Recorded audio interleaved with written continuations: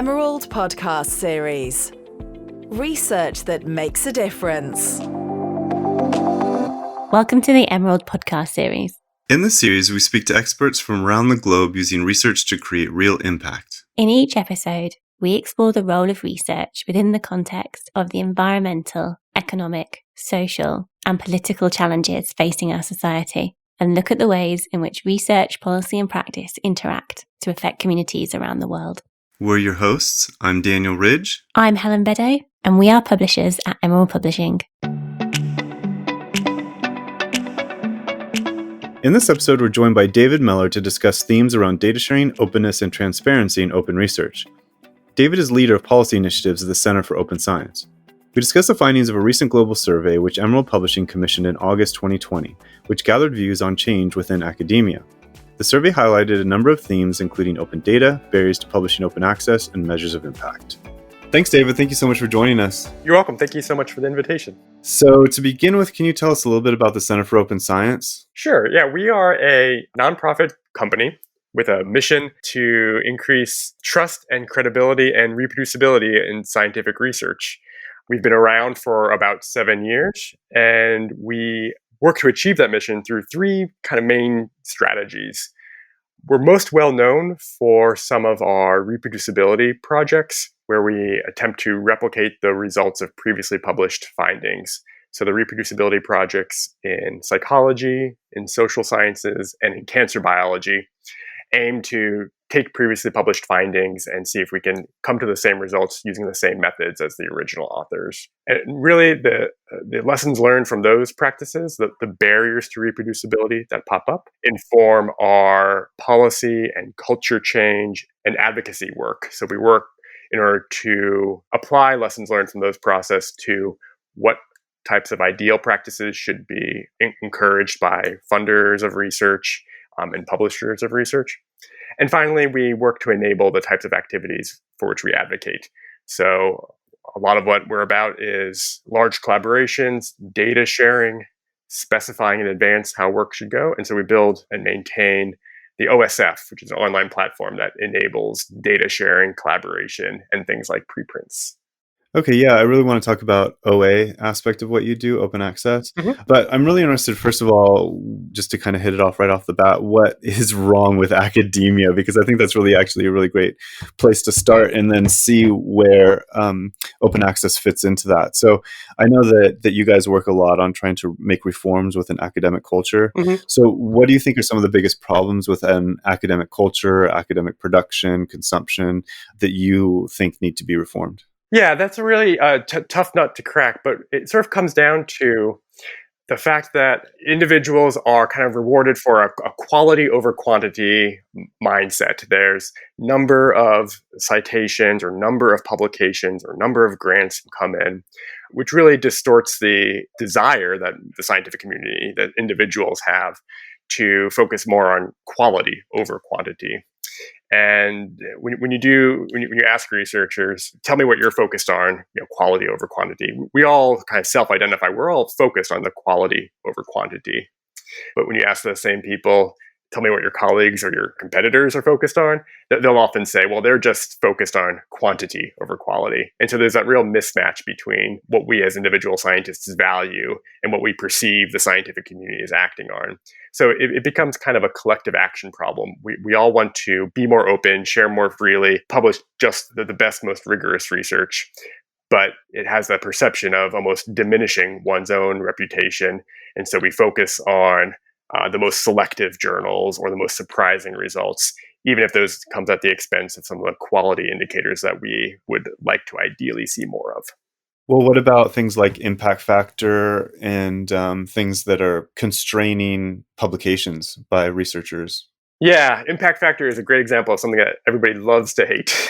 It's been around for decades, of course, and it has a utility. It was designed by the library community to sort of measure how many citations on average an individual journal is getting, and to use that to sort of devote where we will subscribe to use our limited collections budget to use that.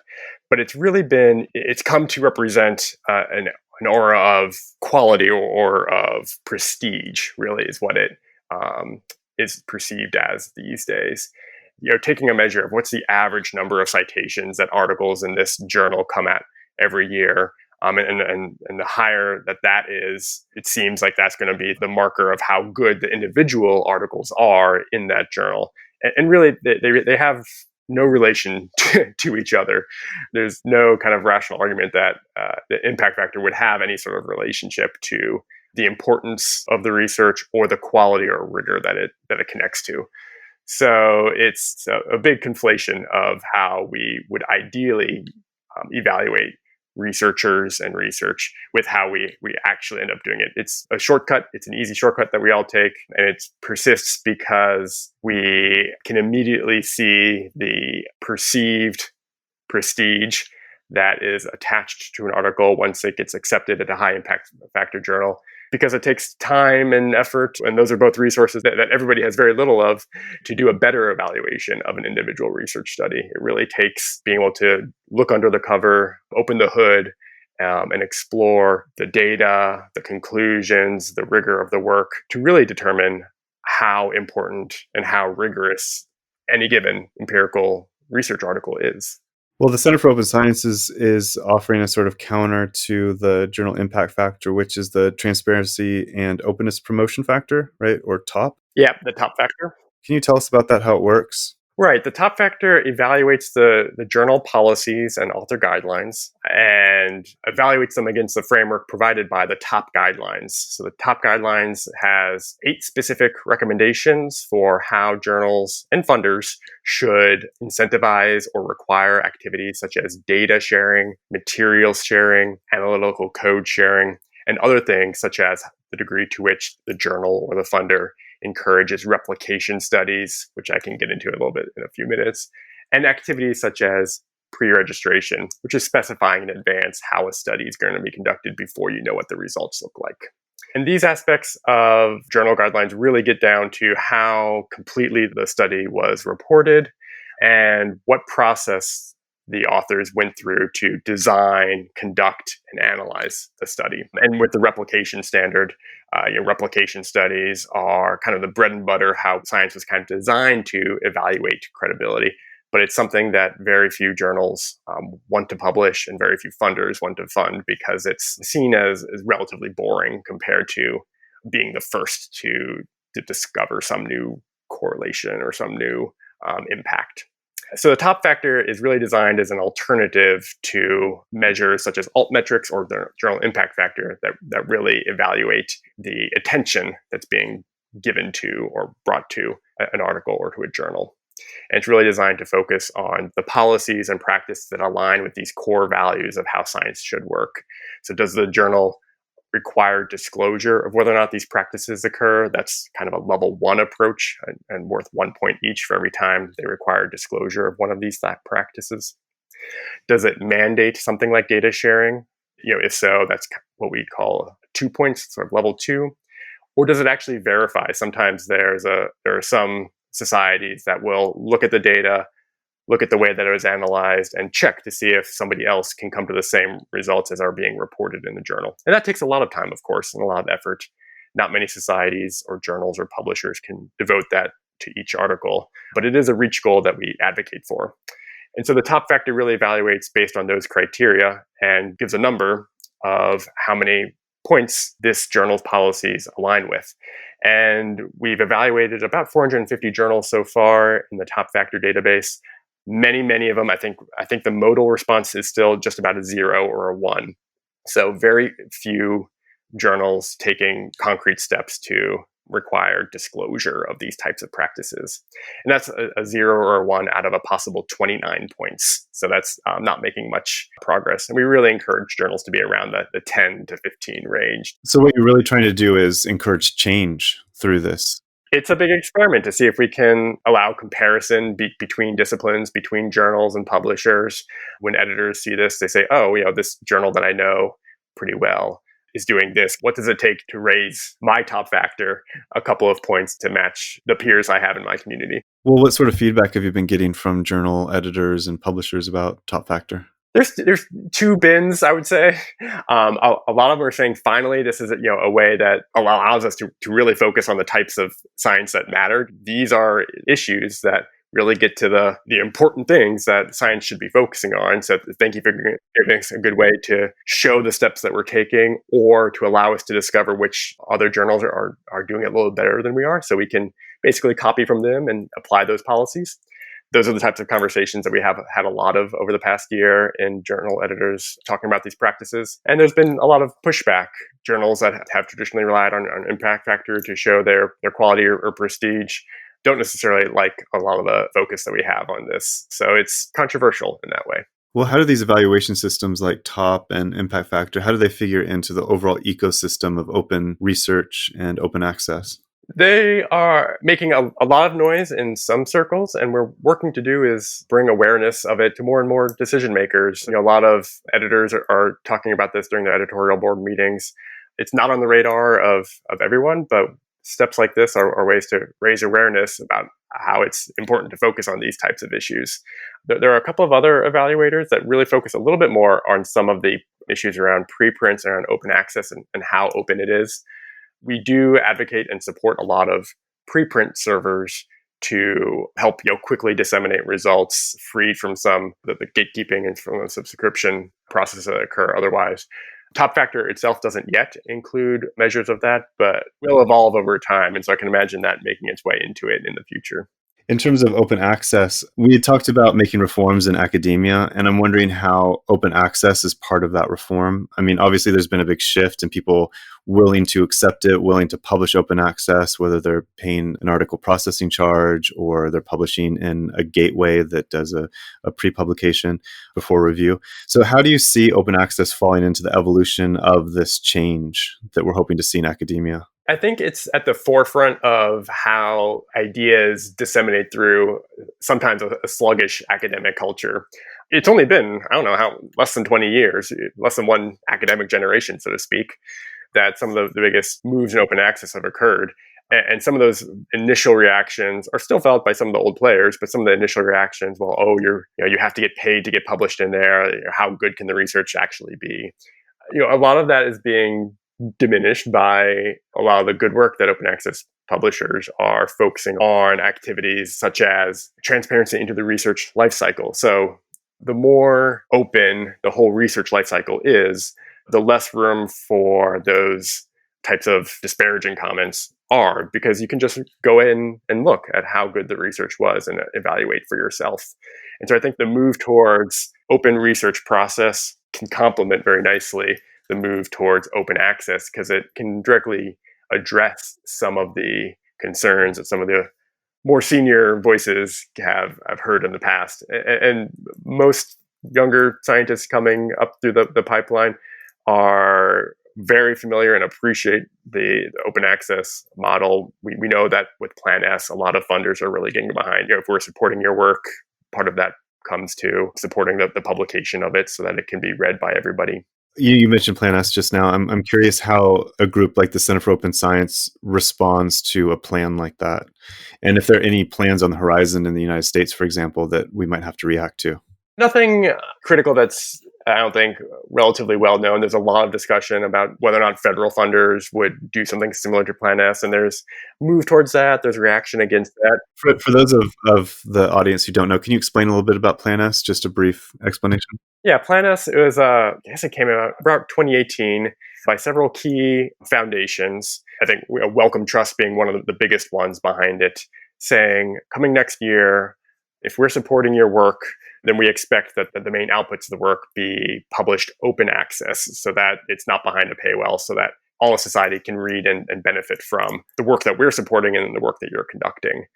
And yeah, as you can imagine, there is a lot of enthusiasm behind it. There's a lot of pushback behind it by some in the research community that really want to focus on, going to come off a little bit pejorative, but just cutting through some of the spin, they really want to publish in traditionally high impact factor journal that isn't open access. So, how can you tell me where to publish if this is going to diminish the venues where I would prefer to publish in? And it all comes back down to those perceptions of prestige, which I would reemphasize is really a superficial perception. Well, how do these things, how does open access affect, or maybe attitudes might be different? I'm just thinking of different communities like the science community or business studies or the liberal arts. I imagine that they have different views of open access. I can't speak on behalf of really any of them. And one thing that happens actually quite frequently is that I might hear from, or a funder might hear from, a well-known member of a particular community and ascribe that feeling to the entire community. So it's kind of these anecdotes that build up that are generated by some of the most vocal or most well-known or most prominent members of a particular community. One of the ways around that, and that's happened very frequently with Plan S, as one concrete example. How can you tell us to do this? And then it seems like the entire community is voicing against it. So the real way around that is with better data, better opinions about what the whole community actually thinks. And this happened recently with a couple of funders. They surveyed their researcher community and say, yeah, we're thinking about something like Plan S. We really want articles to be published open access. How would you feel about that? And some folks didn't like it, but a big majority of researchers did like it. They want their articles to be read. They think it's silly that they put in a whole lot of work on it, and then it's if you don't belong to a university library consortium, that you can't get access to it. They're often happy to share their articles with members of the public who happen to know to email one of the authors for a copy of the paper. But that's not very widely known outside of the academic community. So a lot of researchers really support things like Plan S. They're happy to have things that are open, and we want to get a more accurate perception of what the whole scientific community thinks about issues such as open access. So we're working on the Open Scholarship Survey as a way for funders to survey their community, or university administrators to survey their researchers on issues around an open access, open data, replications, and so forth. Well, there's definitely a push and pull between production and consumption of this research. So I'm wondering how user experience plays a role in how data is being used, the different kind of data sets that we want to produce for consumers. Yeah, and that the issues around open data are so interesting and so complex because of one of the ways that you just mentioned. Yeah. And even that simple dichotomy really sort of breaks down in different ways as you look at it. So when a researcher collects a data set, who does that belong to? Does it belong to the researcher? Does it belong to the funder that supported their work, the university where the work was conducted? If it involves humans, which obviously a lot of research does it belong to the individual participants who worked in that study? Sometimes they're patients, sometimes they're undergraduates in a psychology lab, sometimes they're members of the public who are filling out surveys on a variety of topics. And so who are the producers of that will vary. You'll get 10 different answers if you ask 10 different people. And falling back on some of these principles that have been around for decades, the Belmont principles are some of the foundational principles that a lot of researchers look to. When considering these types of ethical questions, ask who the stakeholders are and what's the most equitable and just way to take their rights into account, and to make sure that the data that they provide, for example, is protected to the degree that it should be protected, and used for the greatest beneficence of the individuals and for society at large. So these are complex issues that are solved through listening to all the stakeholders and applying solutions that aren't one size fits all, but that are focused on making the safest and most use of data to the widest number of folks. I know that it's difficult sometimes to get researchers to publish their data, just as data sets. How are you trying to encourage that? Yeah, through a lot of different channels is the short answer.